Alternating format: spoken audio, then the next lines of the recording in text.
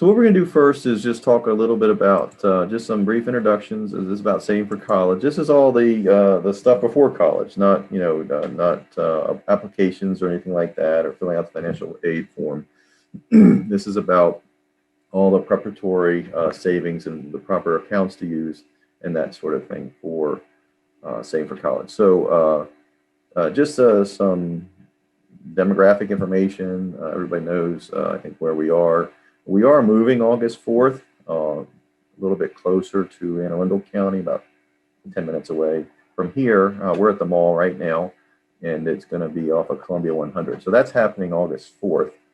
So we'll send out the new address and everything when we make that move. But I just wanted to let folks know about that. So what are we doing? So this is college planning. This is just one part of a financial plan. The other parts are protecting your loved ones, saving for life's priorities, income strategies for retirement, understanding Social Security, and rollover options. So we've probably helped most of you with one of those things, and that's why you've become clients. So this is just one of the steps in a financial plan. So we want to give more to our children. That's why we save to college, right? We want them to either have the same opportunities we had, or maybe even a little bit better. So that's why we're here. We certainly want to give them, as much as we can, the gift of a debt-free education. They'll have more opportunity to attend school. They'll have more choices in school.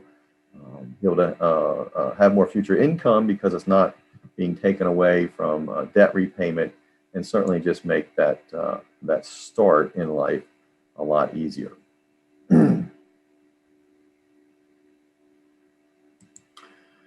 So these are 2021 numbers, January 2021 numbers for the cost of college. And those of you that have children near or close to going to school can probably have already searched these out. But you can see, and I'll just kind of focus on the public 4-year in-state, because that's the best deal, if you would, for folks. The University of Maryland, Towson, one of the Maryland schools. Excuse me, about $25,000 right now. So that's tuition, room and board, books, transportation, everything. Now, of course, if your child selects or gets the opportunity to go out of state, then it could go up quite significantly. For example, private 4-year school is just over $50,000, and you have to be a consumer.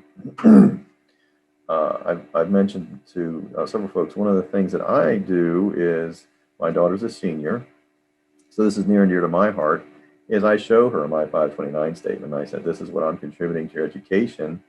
I'm asking you to be really smart with what you do. You're a smart person, and I'm sure you'll make a good decision. So let's be a consumer of our college. At the end of the day, most of the time, it doesn't matter too much where we go to school. We might, because of our parents might have, certain affinities in one school or the other, but basically a math degree is a math degree, or biology, etc. And so you want to be smart with how you do that. So is it worth it? So this slide is just attempting to show you that it is worth it. I mean, if you look, these are the median weekly earnings. So again, average weekly, not monthly or yearly. So it's a little bit different. We usually don't think in terms of weekly, but you can see the point of the slide is that you have much more income potential as your education goes up, and you have a lot less chance of unemployment. So pretty easy to see here, and probably not anything new to you, but certainly presented well by the Bureau of Labor Statistics here in this slide. So here's the thing that's really kind of troubling with college is that education inflation is much higher than normal inflation. So let's just say you get a 3, 4 or 5% raise every year. It doesn't keep up with the cost of inflation. That the purchasing power of your dollar diminishes over time, because of inflation. but it even buys less college as you go forward. So you can see in the slide that it starts off, $2,000 buys you about $2,480 worth of college education, but that same $2,000 inflates over time. It doesn't keep up with the cost of college, which tends to inflate anywhere between 5 and 6% a year. So the reason for that is because there's so much loan money available. If it wasn't for that, the colleges wouldn't be able to keep doing that to us as far as raising the prices way beyond what our salary is increasing. So just an important distinction that there's a lot of savings, a lot of time in the market to help you try to keep up with the inflation of education, higher education. So that's why we really like some of these tools and accounts that help you get there.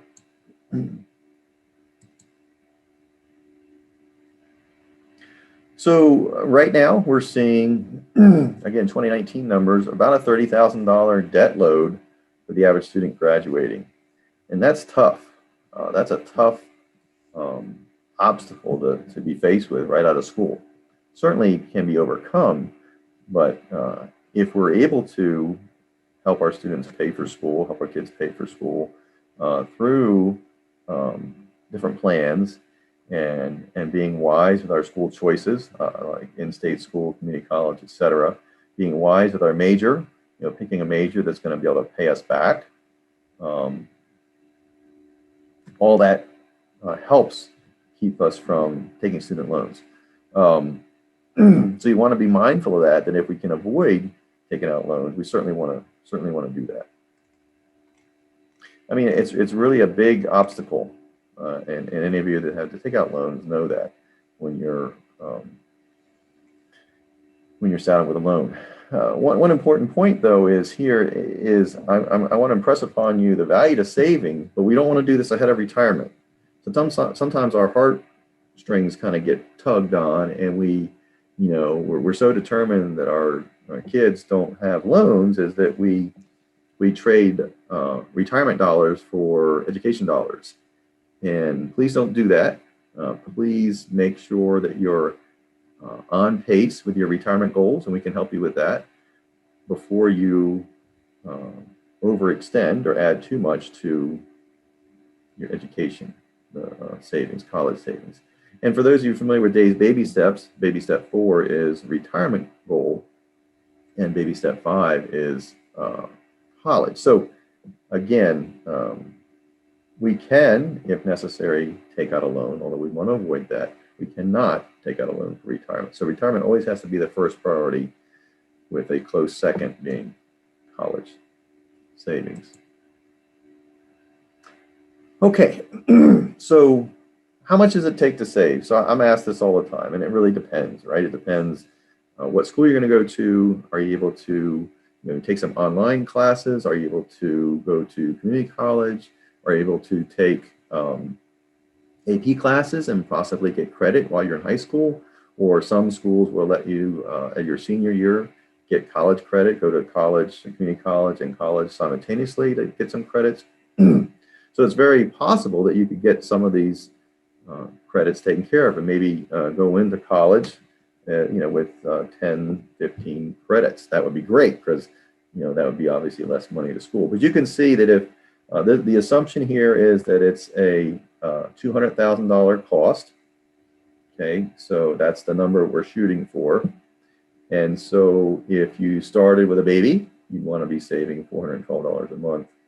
If you just started with a lump sum, it'd be $50,000. So, why would you want to do a lump sum? Well, grandmas and grandpas really like to help with college education, and if they have some extra money they want to get out of their estate, they just simply want to help make sure that grandchild gets off on a good foot. That would probably be a good example of that. Or you get some kind of lump sum or something like that. But notice too, if we wait too long, let's say we wait till 15 to start saving, now our monthly number is $4,754, which is very hard to do for most of us. We're not going to have after we pay our bills, an extra $4,700 to put towards college, or a lump sum of $158. So this just gives you perspective as to wherever you're at in your child's age, what you'd have to save in order to get there to be a lump sum or monthly contributions. Okay. This is hopefully the fun part. At least this is the part I like to talk about more.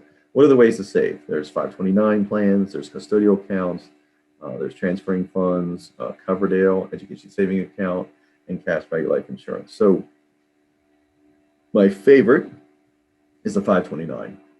I think that's the best value here that we have, best opportunity to grow, best use of tax, the tax rules, etc. But we'll go into each one of these a little bit so you can understand them. So 529. 529 is similar to a Roth in that the money you put into the 529 has already been taxed, so it's after-tax contribution. The funds grow tax-free, withdraw tax-free, as long as you use them for qualified expenses. Qualified expenses would be tuition, room and board, lab fees, computers, anything but travel are considered qualified expenses. You control the account. So for example, in the Maryland plan, and by the way, that's maryland529.com. .org or .com? I think it's .org, sorry. Really great resource, really a lot of good information there, a lot of calculators to help you with that, that question that we had on the previous slide about how much should I put in, lump sum or monthly, and certainly would recommend you taking a look at that. You control the account, so of the investments available, and in the case of the Maryland plan, it's T. Rowe Price. You have several target date funds, just like you would in your retirement plan, and you also have several a la carte funds to choose from. And it's really up to you, your investment experience, or if you want our help, we can certainly help you with some ideas as well. You can withdraw the funds at any time. If you withdraw them for non-qualified expenses, that is non-education expenses, it's a 10% penalty, and you get taxed on the growth. Okay, so you don't want to do that. And also very low maintenance and low fees. So sometimes I'll be asked, I didn't actually put this on the slide, but sometimes I'll be asked, well, what if I want to help my child save for a college, I'm sorry, for a car, or for, say, a first-time home purchase? And you just want to use a brokerage account for that, not a 529, just a regular old investment account. And I would suggest that you keep it in your name so that you have control over it. So when they go through their early 20s and they're figuring life out, they don't tap into those funds and use them for something that wouldn't be as useful. All right, the first one we're going to talk about is UGMA.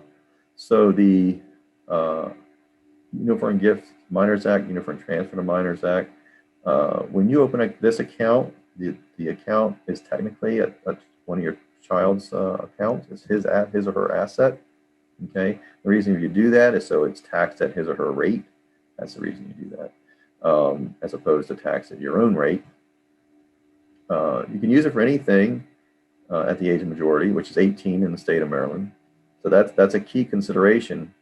So you're putting money into this account. The advantage is you're getting taxed at child's rate. It's not in your assets, not one of your countable assets. But at 18, it's their money. They can do whatever they want with it. So that's a big drawback in my mind. Because they see several $1,000s in an account in their name, and they might not be as wise with it as you or I would be. So just a consideration there. But certainly could have a place as maybe part of the plan. I think that might work. So the ESA, Educational Savings Account, or Coverdell. So these are very similar to the 529s that you can put in after-tax money. It grows tax-free, withdraws tax-free. But a big limit is it's only $2,000 that you can contribute a year. Most folks will exceed that, maybe not initially in the first few years, or certainly going beyond that. And so that's a big limitation. So what happens is you have to stop your Coverdell and you have to start a 529. That's what you want do if you want to contribute more. But it also has an income limit. And the income limit for a single is $110,000. For married couple, it's $220,000. So if you make over 110, you can't contribute to a Coverdell account, or 220 as a couple. So that, again, that makes a 529 more appealing because it doesn't have that income limit. But it certainly is a way to, again, make a contribution. One of the things I didn't know when I was preparing for this talk was that corporations can contribute to an ESA, where they can't do that to a 529. So that's a unique feature. I don't know of any corporations that do that, but it's something to noteworthy and something to maybe ask an employer. There's a couple other credits that are available when students go into school. You have a American Opportunity Credit, and you have a Lifetime Learning Credit. Sorry about that.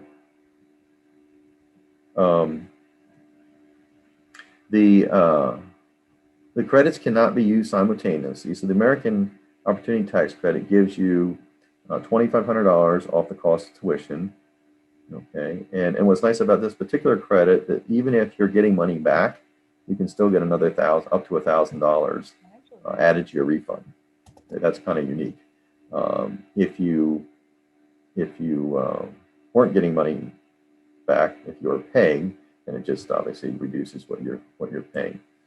On the other credit, Lifetime Learning Credit, you can use that as well, but it phases out for singles at $67,000 and couples at $134,000. So the way that one works is a little bit different. You get only $2,000. You only get $2,000 credit. So make sure you take a look at those. Certainly it helps. They're not going to be huge numbers, but certainly they would help you with your reducing your expenses and getting some tax benefits. Okay. So the final one is life insurance. So life insurance, what's nice about that is it doesn't have any of these limits. It doesn't have any income limits. It doesn't have any age limits. It doesn't have any control like these other accounts do. So what we're talking about here, and again, for Dave Ramsey fans, you probably wouldn't be using this. Some folks might, or they might have a plan already. It's cash value life insurance. So the advantage of cash value life insurance is if you need insurance and you've already maxed out, so the place for this is you need insurance, you've already maxed out all these other benefits or all these other ways to contribute. This might be another way to add to college funding. So the way cash value life insurance works, the way you take advantage of it is you overfund it, you overpay, and then the first part pays for your life insurance. The rest goes into a cash value policy, which then can grow over time, and it'll have either a guaranteed rate or be invested into mutual fund like investment options. So it grows tax deferred. You can then pull the money out tax free, okay, as long as it's structured correctly, and it can be a very low maintenance. But again, this is my recommendation only after and if you have maxed out the other options that are available. And certainly I think the Coverdell and the 529 would be those options. Okay, so ways to save. So we talked about 529. We talked about custodial accounts, transferring accounts, funds, Coverdell ESA, cash value life insurance.